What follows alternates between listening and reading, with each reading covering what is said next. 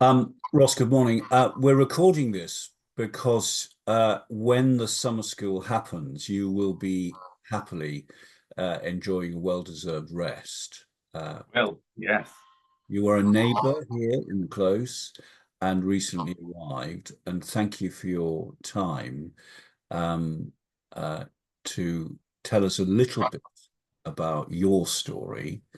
Um, and to explore with us a bit about what story might means to you. So, what would you like all these gathered students here to know about you? Who are you? Where have you come from? Well, Scylla. My name is Ross. Hi, nice to meet you, everybody. Ross Meikle. I am the missioner for young people at Salisbury Cathedral. At the time of recording, I've been in post for about 4 months. Before that, I was a vicar in Reading, and I did my curacy in Witney, in Diocese of Oxford, and I trained at Cranmer Hall in Durham. Um, uh, Aside from that, something else that's important to know about me is that I am a writer and storyteller. I've got a background in theatre. I've been writing all my life, whether it be uh, plays or stories or um, sort of long novels or fairy tales. So yeah, that's kind of who I am, and that's what I bring to my ministry. That creative way of looking at the world through story. Thank you. That's great. Can I just ask a curious question, which I don't think I've asked you before, but the students, I'm interested in finding out the students might be. What is it in particular that you feel drawn in relation to working with children and young people? Uh, it's a ministry that brings me joy. There's something quite sort of selfish about that. But I think there is something about children and young people and the way that they see the world, which is still kind of magical and curious and uh, sort of to lean into one of the Beatitudes. I think they do hunger and thirst after righteousness and engagement with the world.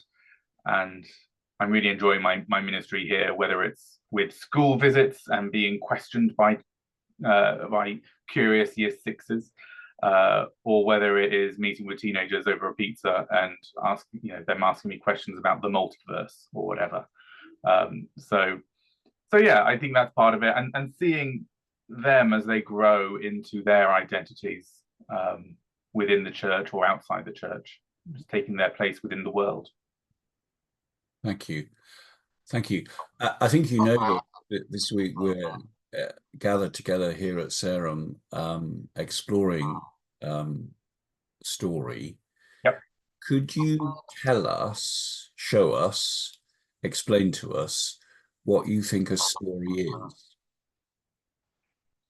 Um, when asked the question, "What is a story?" it sounds like a very simple question, but I've then had a complete sort of uh, mind meld as I was trying to work out, well, what is a story in its basest, purest form? Because it would be easy to say, well, a story is something that you watch on the telly or you pick up in a book and you read, a way of distracting yourself. Um, but the way that I've ended up kind of distilling my thinking is that a story is alchemy of literature and ideas. Mhm. Because in a story, you have a thing, a person, a people, and they go on some kind of journey or they have some kind of experience that transforms them into something else, something new. And that might not be necessarily a good thing. People were fascinated by the story of the TV show Breaking Bad, which is the anti hero's journey from goodness into want of a better word, sort of evil. Um, and in engaging with story, whether it be our own or literature or whatever, it it can become a mirror if we have the eyes to see how it reflects back at us ourselves. So in the fairy tale of Red Riding Hood, we may find that actually, where are the wolves in our lives, and how do we relate to that fairy tale character?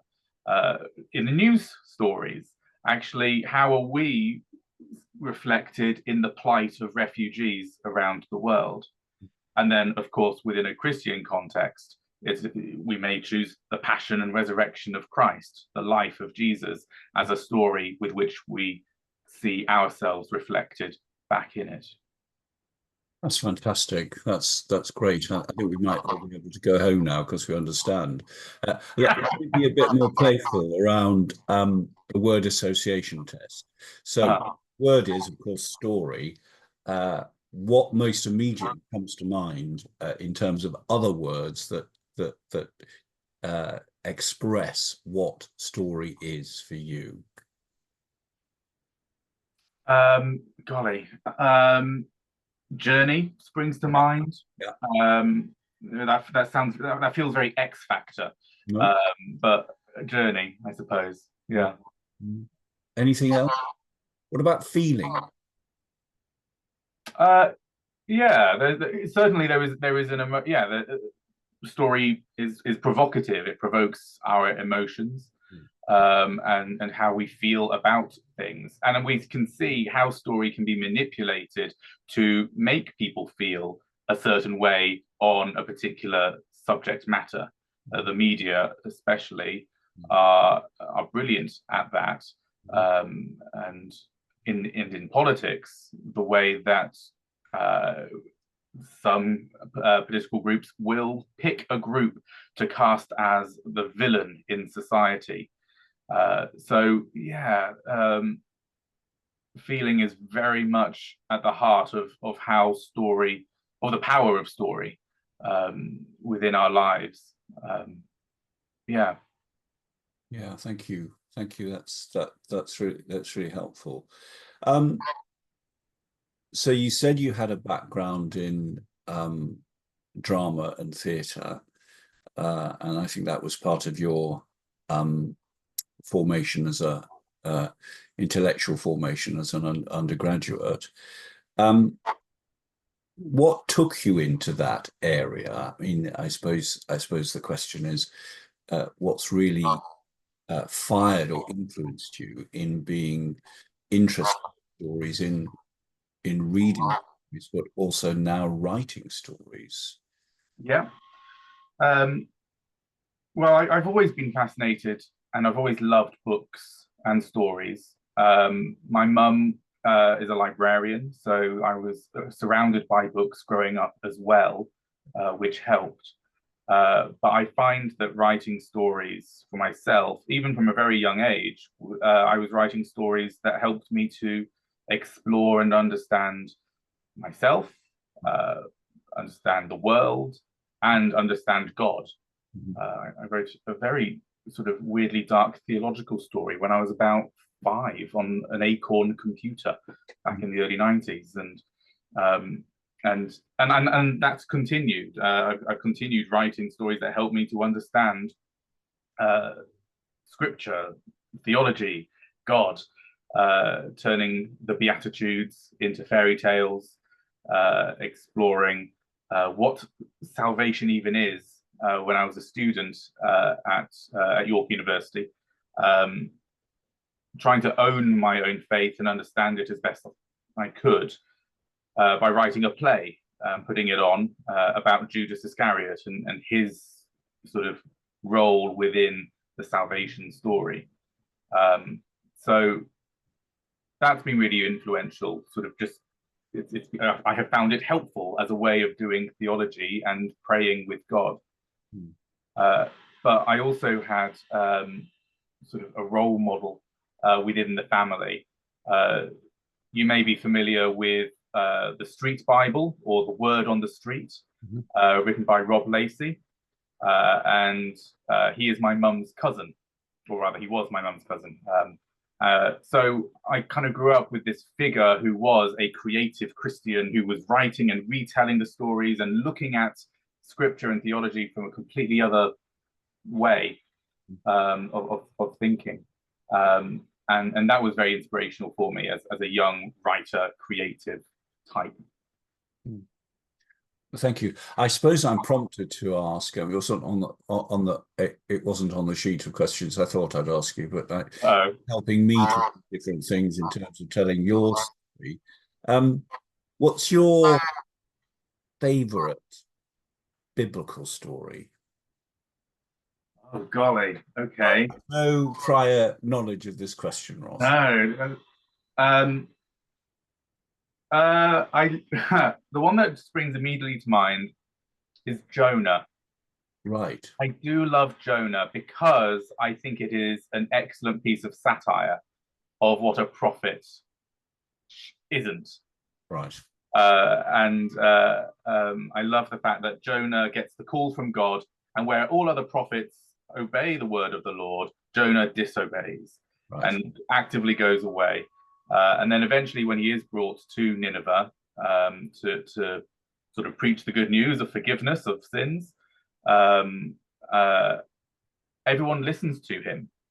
And no one listens to prophets, but they listen to Jonah. And you would maybe think that a prophet who was listened to might celebrate and rejoice. But Jonah grumbles.